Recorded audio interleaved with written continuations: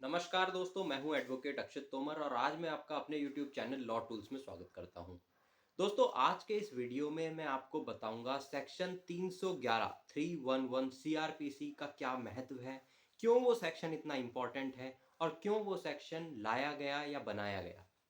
दोस्तों, section 311 CrPC के बारे में आपने सुना होगा कि सेक्शन 311 सीआरपीसी की एप्लीकेशन हम ड्यूरिंग द ट्रायल किसी भी स्टेज पे लगा देते हैं। तो क्या कहती है सेक्शन 311 सीआरपीसी? सेक्शन 311 सीआरपीसी ये कहता है कि हम किसी भी विटनेस को रिकॉल करा सकते हैं जिसे या तो अभी तक समन भेज करके बुलाया ही नहीं गया, या जिस विटनेस को बुला लिया गया था और उसको क्रॉस एग्जामिन करने के बाद भी ये पता चलता है कि कुछ ऐसे मटेरियल क्वेश्चंस रह गए हैं जो हमने उससे नहीं पूछे, और अगर उस विटनेस से वो क्वेश्चंस नहीं पूछे गए और उनके जवाब नहीं आए तो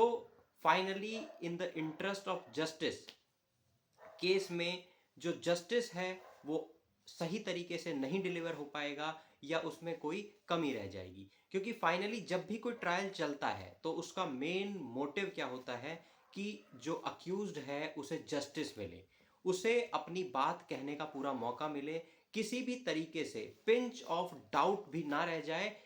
जिस वजह से किसी निर्दोष को सजा हो जाए। तो इसलिए सेक्शन 311 सीआरपीसी का प्रोविजन जो है बनाया गया है कि अगर किसी विटनेस को बुला लिया गया है और उसे एग्जामिन या क्रॉस एग्जामिन भी कर लिया गया है, उसके बाद किसी स्टेज पे जाकर के ये पिक्चर सामने आती है कि कुछ मटेरियल क्वेश्चंस ऐसे थे जो उससे पूछे जाने थे लेकिन नहीं पूछे गए किसी भी कारणवश, तो सेक्शन 311 सीआरपीसी की एप्लीकेशन हम कोर्ट में मूव करते हैं, जिसके बाद कोर्ट से परमिशन लेते हैं कि हम इस फिटनेस को दोबारा से रिकॉल करना चाहते हैं और इसका क्रॉस एग्जामिनेशन करना चाहते हैं। कोर्ट सारे सर्कमस्टांसेस को देखते हुए उस एप्लीकेशन को अलाउ करती है, जिसके बाद हम उस विटनेस को दोबारा कोर्ट में बुलाकर एग्जामिन या री एग्जामिन करते हैं। लेकिन बहुत सारे केसेस में ये भी देखा गया है कि सेक्शन 311 सीआरपीसी की जो एप्लीकेशन है वो ट्रायल को डिले करने के लिए भी लगाई जाती हैं। तो ये सारी सिचुएशंस जो हैं ये कोर्ट एनालाइज करता है, क्योंकि बहुत सारे केसेस में कोर्ट सेक्शन 311 की एप्लीकेशन को रिजेक्ट भी कर देते हैं। वो इसी कंडीशन में है कि अगर कोर्ट को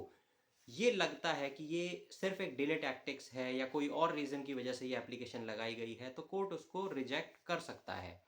तो आपको जब सेक्शन 311 की एप्लीकेशन आप कोर्ट में मूव करते हैं किसी विटनेस को रिकॉल कराने के लिए, तो ऑनरेबल कोर्ट को आपको ये सेटिस्फाई करना होता है कि क्या वो ग्राउंड्स हैं, क्यों आप सेक्शन 311 की एप्लीकेशन को मूव कर रहे हैं, क्या वो ऐसे वैलिड क्वेश्चंस हैं, क्या रीजन है कि आप इस विटनेस को दोबारा से रिकॉल करना चाहते हैं। और बहुत सारे केसेस में ये भी देखा गया है कि अगर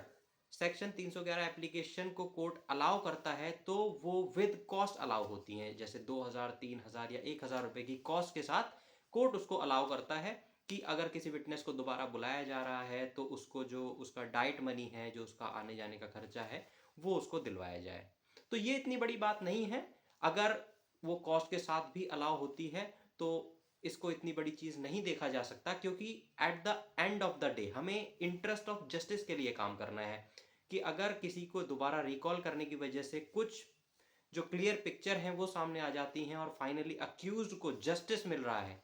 तो इसके लिए हमें सेक्शन 311 यानी 311 सीआरपीसी की एप्लीकेशन को जरूर मूव करना चाहिए। ये नहीं सोचना चाहिए कि पता नहीं ये अलाउ होगी या नहीं होगी, या कोर्ट इसे अलाउ करेगा, दोबारा विटनेस कॉल होगा या नहीं होगा, वो बात की चीजें हैं। लेकिन आपको अगर ऐसा लग रहा है कि किसी पर्टिकुलर विटनेस को आपको रिकॉल करना चाहिए, ये जरूरी है in the interest of justice, तो आप जरूर ऐसी एप्लीकेशंस को मूव करें। अगर आपकी ट्रायल कोर्ट से सपोज 1% अगर ये देखा जाए कि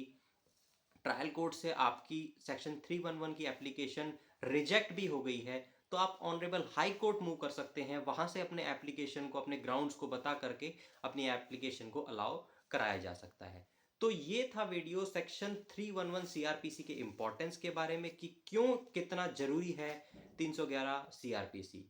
तो इसी तरह के लीगल अवेयरनेस के वीडियो को देखने के लिए चैनल को लाइक करें, सब्सक्राइब करें। Thank you friends.